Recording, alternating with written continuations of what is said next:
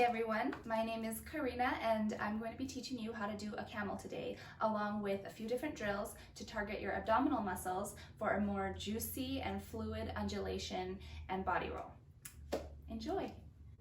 Alright, so before I begin teaching the mechanics of the camel, I like to warm up the torso with a couple cat-cow exercises. So let's begin. Alright, so you're going to line up your wrists directly underneath your shoulders and your knees directly underneath your hips. You're going to begin with a flat spine or long spine, and you're going to inhale, pull your chest forward, hips back and up, and feel nice stretch along your abdominal wall. Exhale, pull your belly button in, contracting your abs, rounding your spine. Inhale, pull your chest forward, stretching your abs. Maybe even feel your belly drop down, stretching even more. And then exhale, pull the belly button up and in towards your spine, contract your belly.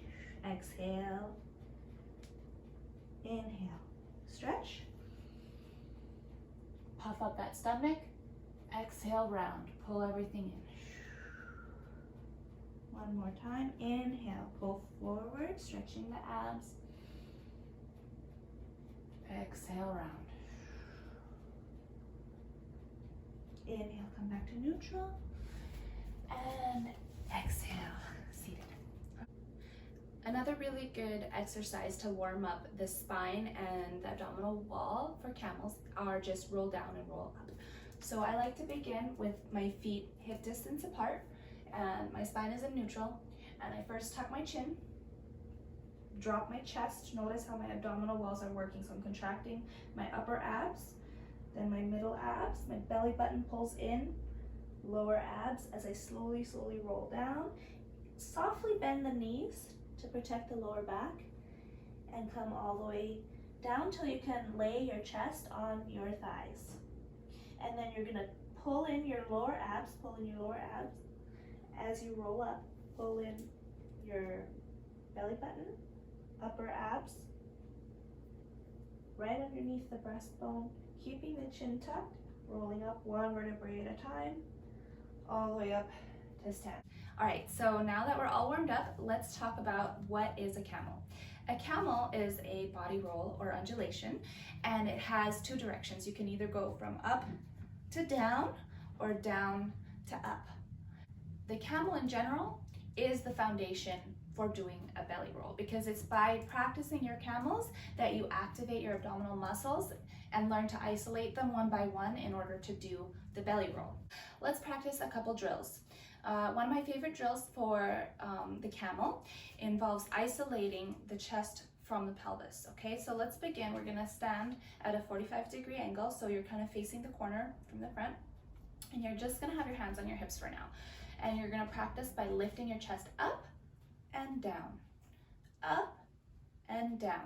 This time, hold it up and feel your abs kind of squeezing and contracting, and that's what's working to lift your rib cage up rather than squeezing your shoulder blades back. Your shoulder blades are working, but they're mostly, they're still nice and spread and wide in the back, and you wanna lift and feel your upper abs really kind of working, okay? And then when you drop, see if you can begin to contract those upper abs. There is a slight rounding in the back, but not so much that your shoulder heads come forward. Your shoulder heads always remain pretty much flat, but you do want to feel this slight contraction right up below your rib cage. Okay, so we're going to lift and really feel those abs squeezing and pushing your rib cage up, and then drop, contract without pulling your shoulder heads forward. Keep your shoulder heads nice and straight. Contract. Lift, drop, lift, drop, lift, feel that stretch, drop, feel that contraction.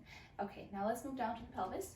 Same thing, we're gonna kind of tilt the pelvis back so your pubic bone, tailbone are pointing straight back, and then you're gonna tuck. And as you tuck, feel your lower abs contracting a lot, okay? And then release. You can let your belly really relax and plop out, and then tuck. And pull back, and tuck. Squeeze those lower abs. Pull back,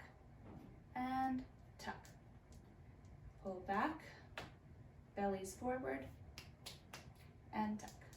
Okay, now let's try it with your front leg on the toe. You can have it on the ball of your foot for more stability, and the back leg with a slight bend in the knee, okay?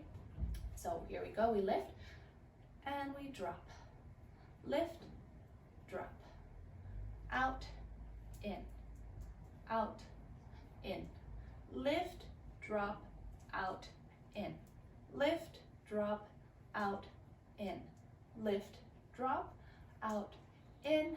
Lift, drop, out, in. Lift, drop, out, in. Lift, drop, out, in. Lift, drop, out, in. Rolling up and down. I'll break down how to connect the rib cage and flow smoothly into the pelvis. So you're gonna lift, and as you lift, there's a slight forward motion of the rib cage. So you go forward, up, stretching, back, and as I go back, I really push my belly out, but my upper belly is in. Pull in, pull in, pull in. My pelvis is slightly tucked, and then I release the pelvis. Okay, and then tuck, pull in, pull in, pull in, pull in, pull in. Lift the rib cage. Drop the rib cage, pull in, pull in, pull in. Tuck the pelvis, release. Tuck the pelvis, pull in, pull in, pull in, pull in, pull in. Lift and smooth it out. 1, 2, 3, 4, 5, 6, 7, 8. 1, 2, 3, 4, 5, 6, 7, 8. A little faster. 1, 2, 3, 4, 5, 6, 7, 8.